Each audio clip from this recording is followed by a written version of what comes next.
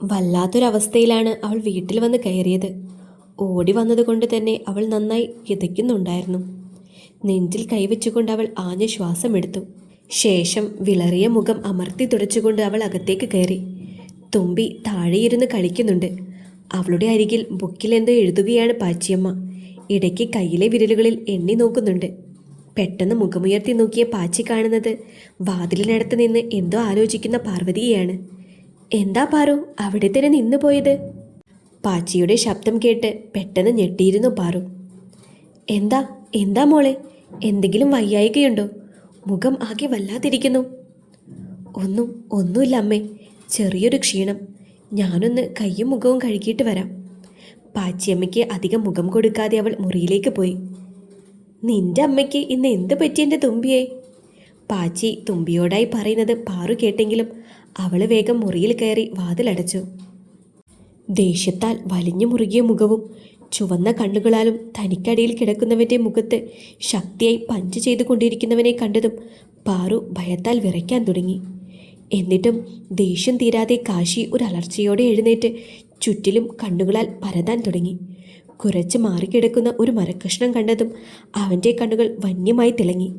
അവൻ താഴെ തളർച്ചയോടെ ചോരയൊലിക്കുന്ന മുഖവുമായി കിടക്കുന്നവനെ ഒന്ന് നോക്കിക്കൊണ്ട് ആ മരക്കഷ്ണം കയ്യിലെടുത്തു. പാറുവിൻ്റെ കണ്ണുകൾ നിറഞ്ഞൊഴുകി. അടുത്തേക്ക് ചെന്ന് അവനെ തടയണമെന്നുണ്ടെങ്കിലും അവളുടെ കാലുകൾ ആരോ പിടിച്ചു വച്ചതുപോലെ നിൽക്കാൻ മാത്രമേ അവൾക്ക് സാധിക്കുന്നുണ്ടായിരുന്നുള്ളൂ. അവളെ മറ്റൊരു രീതിയിൽ നോക്കുന്നത് പോലും ഞാൻ സഹിക്കില്ല.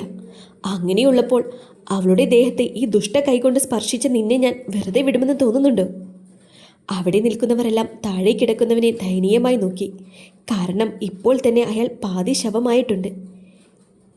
പാർവതി, പ്ലീസ്, ഇങ്ങനെ നിൽക്കാതെ എന്തെങ്കിലും ചെയ്യേ. താൻ പറഞ്ഞാൽ മാത്രമേ ദയവ് കേൾക്കൂ. ഇനിയും തല്ലിയാൽ വിഷ്ണു ചിലപ്പോൾ മരിച്ചു പോകും. ഒന്ന് പറയടോ. സൂര്യ എന്ന വിഷ്ണുവിൻ്റെ ഫ്രണ്ട് കാശി മരക്കഷ്ണം എടുക്കുന്നത് കണ്ടതും പാർവതിയുടെ അടുത്തേക്ക് ചെന്ന് വെപ്രാളത്തിൽ പറഞ്ഞു. പാർവിനും അവൻ പറഞ്ഞത് ശരിയാണെന്ന് തോന്നി. അവൾ പെട്ടെന്ന് ഓടിച്ചെന്ന് കാശിയുടെ കയ്യിൽ പിടിച്ചു. വേണ്ട, ഒന്നും ചെയ്യണ്ട. കയ്യിൽ നിന്ന് വിടു പാറു. അവൻ്റെ ഭാവത്തിൽ അവളൊന്ന് വിറച്ചു. പ്ലീസ്, ഞാനൊന്ന് പറയുന്നത് കേൾക്ക്. വിടാനാണ് പാർവതി ഞാൻ പറഞ്ഞത്. അവൻ്റെ ആ ഒരു വിളിയിൽ നിന്ന് തന്നെ അവൾക്ക് അവൻ നല്ല ദേഷ്യത്തിലാണെന്ന് മനസ്സിലായി. അവൾ അവൻ്റെ കയ്യിൽ പിടിച്ചുകൊണ്ട് ദയനീയമായി നോക്കി. കയ്യിൽ നിന്ന് വിടടി. നല്ലൊരു അലർച്ച തന്നെയായിരുന്നു.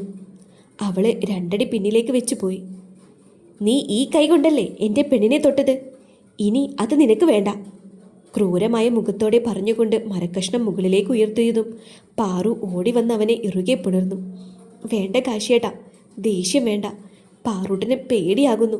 വേണ്ട, ഒന്നും ചെയ്യല്ലേ. ഏങ്ങിക്കൊണ്ട് പറയുന്നവളെ കണ്ടതും അവനൊന്ന് നോക്കി. തൻ്റെ നെഞ്ചിലായി അനുഭവപ്പെടുന്ന തണുപ്പും വിറയ്ക്കുന്ന അവളുടെ ശരീരവും അവളിലെ ഭയം എടുത്തു കാട്ടുന്നുണ്ട്. അവൻ കണ്ണുകൾ അടച്ച് ഒന്ന് നിശ്വസിച്ചു. ശേഷം കയ്യിലിരുന്ന കഷ്ണം ദൂരേക്ക് വലിച്ചെറിഞ്ഞുകൊണ്ട് പാറുവിനെ ഇറുകെ പുണർന്നു. എടുത്തോണ്ട് പോടാ ഇവനെ, വിഷ്ണുവിൻ്റെ കൂട്ടുകാരോടായി പറഞ്ഞ ശേഷം പാറുവിനെ അങ്ങനെ തന്നെ എടുത്തുകൊണ്ട് അവൻ പുറത്തേക്ക് നടന്നു. പാറു, കഴിഞ്ഞില്ലേ ഇതുവരെ? സമയം പോകുന്നു. പാച്ചിയുടെ ശബ്ദം കേട്ടതും അവളൊരു ഞെട്ടലോടെ മിഴികൾ വലിച്ചു തുറന്നു. അവളുടെ കണ്ണുകൾ ധാരിയായി ഒഴുകാൻ തുടങ്ങി. എന്നെയൊന്ന് നോക്കുന്നത് പോലും സഹിക്കില്ല എന്നല്ലേ കാശിയേട്ടൻ പറയാറ്? ഇപ്പോൾ അതിൻ്റെ എല്ലാം ഇരട്ടിയാണ് ഞാൻ അനുഭവിക്കുന്നത്. കാശിയേട്ടൻ അറിയുന്നുണ്ടോ ഇത്?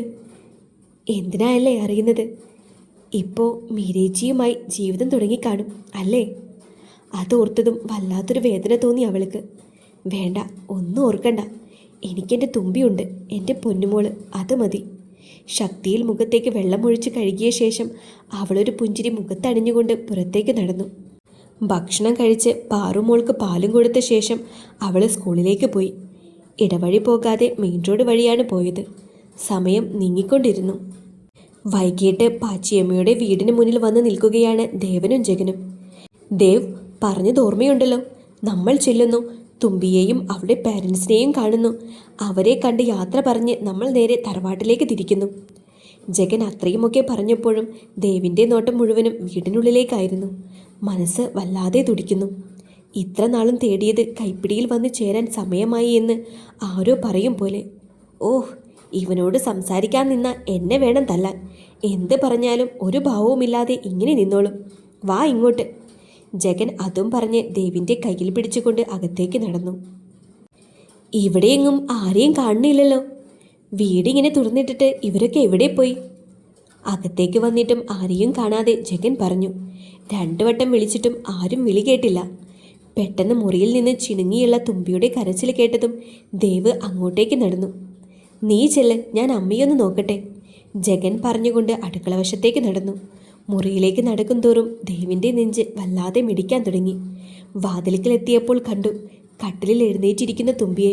ഉറക്കം കഴിഞ്ഞുള്ള ഇരിപ്പാണ് എന്ന് കണ്ടാലേ അറിയാം.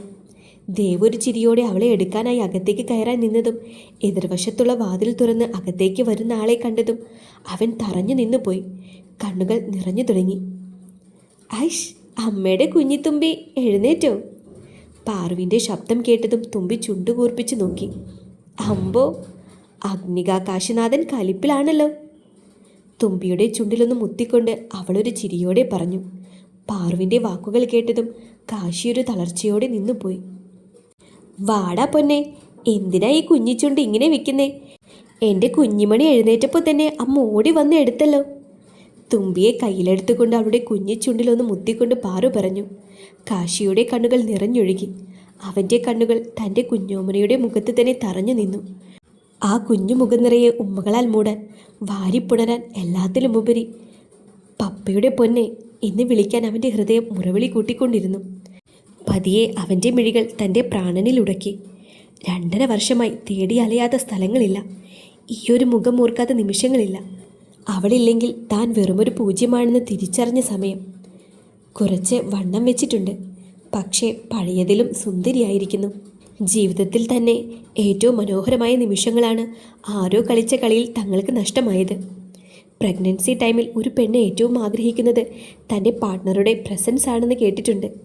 എൻ്റെ പെണ്ണും ഒത്തിരി ആഗ്രഹിച്ച് കാണില്ലേ?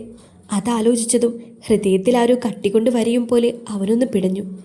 ഇനി ഇവരില്ലാതെ ഒരു നിമിഷത്തെപ്പറ്റി ചിന്തിക്കാൻ പോലും പറ്റില്ല. പക്ഷേ പാർവതി എന്ന പെണ്ണിനെ എല്ലാ രീതിയിലും അറിയുന്നവനാണ്. ഒരിക്കലും കൂടെ വരാൻ തയ്യാറാകില്ല അവൾ. അതൊരിക്കലും എന്നോടുള്ള ദേഷ്യത്തിന് പുറത്തല്ല, മറിച്ച് എന്തോ ഓർത്തപ്പോൾ നിറഞ്ഞ കണ്ണുകൾ അവൻ ഇറുക്കിയടച്ചു. കുറച്ച് നിമിഷങ്ങൾക്ക് ശേഷം അവൻ കണ്ണുകൾ വലിച്ചു തുറന്നു. അപ്പോഴുള്ള അവൻ്റെ ഭാവം തീർത്തും വന്യമായിരുന്നു. കണ്ണുകളെല്ലാം ചുമന്ന് മുഖം വലിഞ്ഞു മുറുകി. വിടില്ല ഞാൻ ഒന്നിനെയും. 2.5 വർഷങ്ങൾ, എൻ്റെ പ്രൈസ്ലെസ്സായ 2.5 വർഷങ്ങളാണ് നിങ്ങൾ നശിപ്പിച്ചത്. നരകിപ്പിക്കും ഞാൻ. സർവവും നശിപ്പിക്കുന്ന ഒരു ചെകുത്താൻ തന്നെയായിരുന്നു അവൻ ആ നിമിഷം. മ തുമ്പിയുടെ ശബ്ദം കേട്ടതും ആ നിമിഷം അവനിലെ ചെകുത്താൻ മാഞ്ഞുപോയി. അവൻ്റെ കണ്ണിൽ വാത്സല്യം നിറഞ്ഞു. അവൻ അങ്ങോട്ട് നോക്കി. പാറുവിൻ്റെ കയ്യിലിരുന്ന് പുറത്തേക്ക് പോകുവാനായി ആംഗ്യം കാണിക്കുകയാണ് അവൾ. വാവയ്ക്ക് പുറത്തു പോണോ? ചുമ്മാ. പാച്ചിയമ്മ ഇപ്പം വരൂട്ടോ. അമ്മ കൊണ്ടുപോകില്ലേ? ആദ്യം നമുക്ക് കുളിച്ച് സുന്ദരിയാകാം. ആ കുഞ്ഞു വയറിൽ മൂക്കുകൊണ്ട് ഉരച്ചുകൊണ്ട് പറഞ്ഞതും തുമ്പി കുഞ്ഞി പല്ലുകൾ കാട്ടി പൊട്ടിച്ചിരിക്കാൻ തുടങ്ങി. അമ്മയുടെയും മകളുടെയും കളിച്ചിരികൾ അവിടെ മുഴങ്ങി. കാശി അവരുടെ ചിരിയിൽ മതിമറന്ന് നോക്കി നിന്നു. തൻ്റെ 2 പ്രാണനുകളെയും കൊണ്ട് എങ്ങോട്ടെങ്കിലും ഓടിപ്പോകാൻ തോന്നി അവന്. പിന്നെ എന്തോ ഓർത്തപ്പോൾ അവൻ തിരിഞ്ഞു നടന്നു. കാശി വീടിന് പുറത്തേക്കിറങ്ങിയതും ജഗനും അവനടുക്കൽ എത്തിയിരുന്നു. എടാ, ആ അമ്മയെ ഇവിടെയെങ്ങും കണ്ടില്ല. പുറത്തൊക്കെ നോക്കി ഞാൻ. നീ അത്രയും പറഞ്ഞപ്പോഴാണ് കാശിയുടെ നിറഞ്ഞ കണ്ണുകൾ അവൻ കാണുന്നത്. എന്താടാ, എന്താ ദേവ്, നിന്റെ കണ്ണുകൾ നിറഞ്ഞിരിക്കുന്നു? അവൻ വെപ്രാളത്തിൽ ചോദിച്ചു. പിന്നെ പെട്ടെന്നെന്തോ ഓർത്തപോലെ കാശിയോടായി ചോദിച്ചു. നീ തുമ്പിയുടെ പേരൻസിനെ കണ്ടോ? അതിന് കാശി ഒന്നും മിണ്ടിയില്ല. എന്താടാ, എന്താ പ്രശ്നം? അവർ നിന്നെ വല്ലതും പറഞ്ഞോ? ജഗൻ അത്രയും പറഞ്ഞു വന്നപ്പോൾ തന്നെ അവനെ ആഞ്ഞു പുണർന്നിരുന്നു കാശി. ഞാൻ കണ്ടടാ എൻ്റെ പാറുവിനെ. എന്താ? ജഗനൊരു ഞെട്ടലോടെ ചോദിച്ചു. എൻ്റെ പാറുട്ടൻ. അത്രയും പറഞ്ഞപ്പോൾ തന്നെ കാശിയൊന്ന് വിങ്ങിപ്പോയി. അപ്പോൾ തുമ്പി നിൻ്റെ? ജഗനൊരു വിറയലോടെ ചോദിച്ചു. എൻ്റെ പൊന്നു മോളാടാ, എൻ്റെയും എൻ്റെ പാറൂട്ടൻ്റെയും വംശം, ഞങ്ങളുടെ പ്രാണൻ. എടാ, നീ എന്തൊക്കെയായി പറയുന്നേ? ചിലപ്പോൾ നിനക്ക് ആള് മാറി കാണും. അവളെപ്പറ്റി തന്നെ ചിന്തിച്ചത് കൊണ്ടാകും. ജഗന് വല്ലാതെ ഭയം തോന്നുന്നുണ്ടായിരുന്നു. ഇതൊക്കെ ദേവിൻ്റെ ഫാമിലി എങ്ങാനും അറിഞ്ഞാൽ. ജഗൻ ചോദിച്ചത് ദേവൊന്ന് ചിരിച്ചു. നിനക്ക് തോന്നുന്നുണ്ടോ എനിക്ക് തെറ്റിയതാണെന്ന്? അവൻ്റെ ചോദ്യത്തിൽ ജഗനൊന്ന് പതറി. ജഗൻ ദേവിനെ ഒന്ന് നോക്കി. ഇപ്പോൾ അവൻ്റെ മുഖം ശാന്തമാണ്. പക്ഷേ ആ കണ്ണുകളിൽ തെളിഞ്ഞു നിൽക്കുന്ന അഗ്നി. ഒരു നിമിഷം മതി അത് പുറത്തേക്ക് ആളിപ്പടർന്ന് സർവവും ചുട്ടു ചാമ്പലാക്കാൻ. ദേവ്, ഇനി എന്താ നിന്റെ പ്ലാന്? ആദ്യം എനിക്ക് ആ സ്ത്രീയെ ഒന്ന് കാണണം. എൻ്റെ പെണ്ണ് എങ്ങനെ ഈ സാഹചര്യത്തിൽ അവരുടെ അടുത്തേക്ക് എത്തപ്പെട്ടു എന്ന് എനിക്കറിയണം. തൽക്കാലം ഇന്ന് ഇവിടെ അടുത്ത് എവിടെയെങ്കിലും സ്റ്റേ ചെയ്യാം. നാളെ 10 മണി കഴിയുമ്പോൾ അവരെ വന്ന് കാണാം. അവൻ്റെ സംസാരത്തിൽ നിന്ന് തന്നെ ജഗൻ അവൻ എന്തൊക്കെയോ തീരുമാനിച്ചുറപ്പിച്ചിട്ടുണ്ട് എന്ന് മനസ്സിലായി. എടാ, അപ്പോൾ ഇല്ലത്തേക്ക് പോകുന്ന കാര്യം? നീ അവരെ വിളിച്ച് പറഞ്ഞേക്ക് ഒരാഴ്ചക്കുള്ളിൽ ഞാൻ അവിടെ എത്തിയിരിക്കുമെന്ന്. അത് പറയുമ്പോൾ വല്ലാത്ത ഉറപ്പുണ്ടായിരുന്നു അവൻ്റെ ശബ്ദത്തിന്. എടാ, അപ്പോഴും മറന്നു പോകുന്ന ഒന്നുണ്ട്. ജഗൻ പറഞ്ഞത് കേട്ടതും ദേവിൻ്റെ നെറ്റി ചുളിഞ്ഞു. നീരജ. അവളോട് എന്ത് പറയും? നിന്റെ വരവിനായി മാത്രം കാത്തിരിക്കുന്ന അവളോട്.